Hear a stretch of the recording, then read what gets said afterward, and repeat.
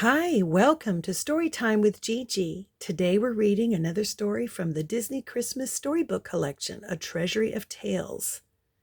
Our story today comes from Disney's WALL-E, A Gift for WALL-E.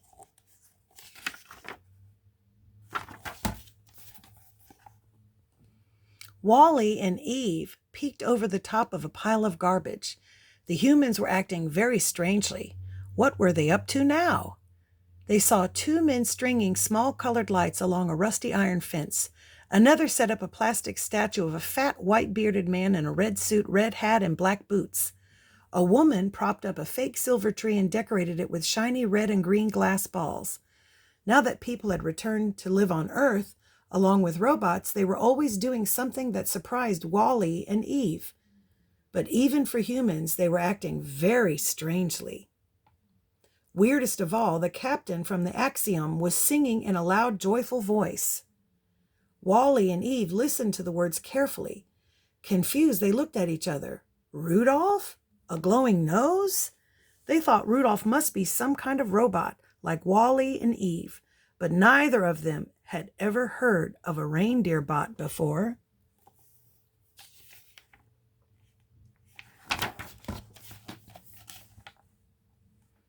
WALL-E and Eve snuck closer to where the humans were working. They called their bot friends over.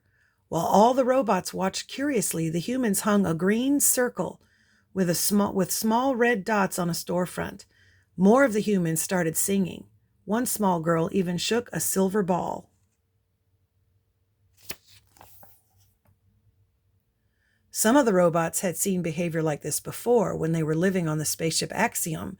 It usually happened every 12 months. They had never been able to figure it out.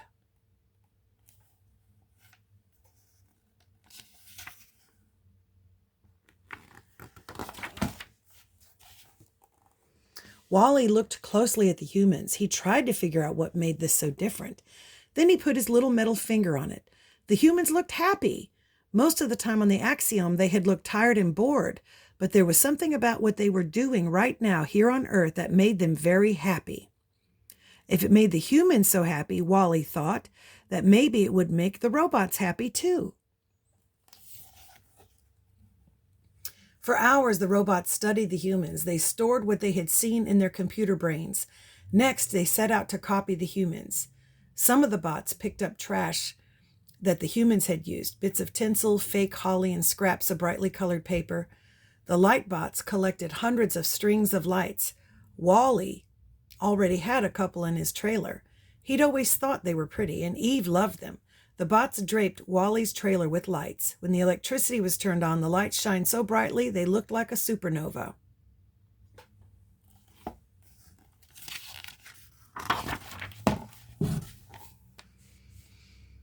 M.O. hung up old socks on the other wall. He had no idea why anyone would want to put socks on the wall, but if the humans were doing it, so would he.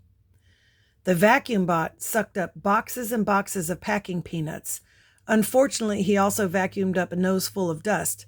Achoo! He sneezed. Little white peanuts floated down from the air, coating the floor like a blanket of snow.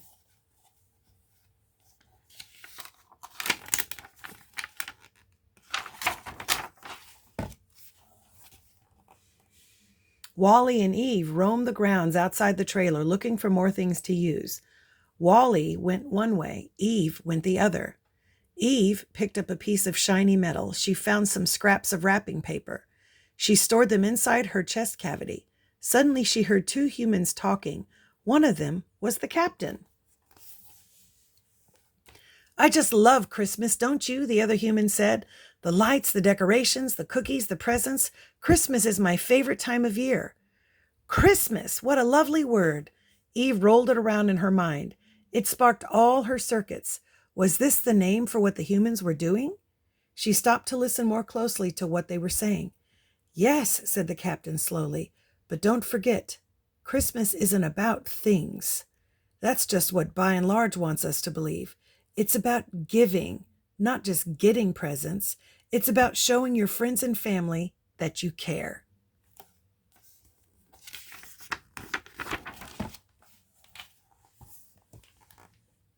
The captain's words hummed inside Eve.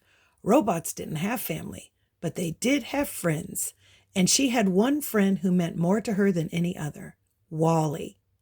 He had come to save her when she was on the ship. He had given her his spare parts. He had cared for her and watched over her. She needed to show him that she appreciated him. But what kind of a present would do that? Eve roamed far and wide. She searched and searched. She found many pieces of junk. None of them were quite right. Then, far from Wally's trailer, her gaze locked on the perfect present.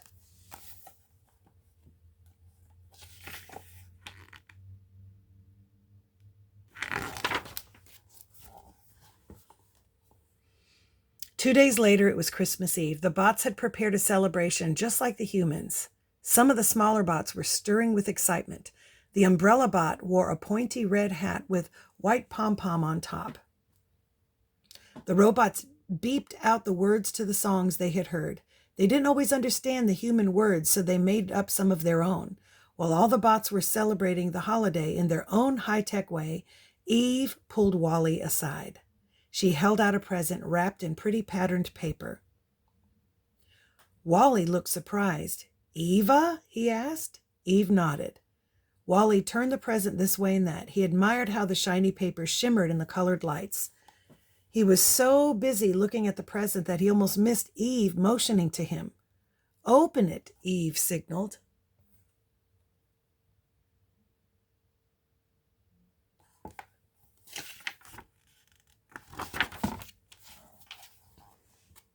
Wally carefully unwrapped the present. He folded up each scrap of paper and laid it on the ground next to him. Finally, he pulled away the last piece. Wally held a little evergreen tree in his hands, a miniature Christmas tree. The longer version of Eve's name was Extraterrestrial Vegetation Evacuator. Evacuator. She had been trained to find plants and was drawn to this little tree. She knew that Wally, with his kind ways and big heart, would take care of this present, this living thing, better than anyone. She's an extraterrestrial vegetation evaluator.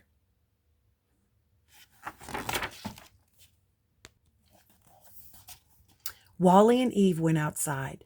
Together they dug a hole in the earth and planted the Christmas tree. Wally placed a shiny silver star on the top. Wally and Eve looked at the tree.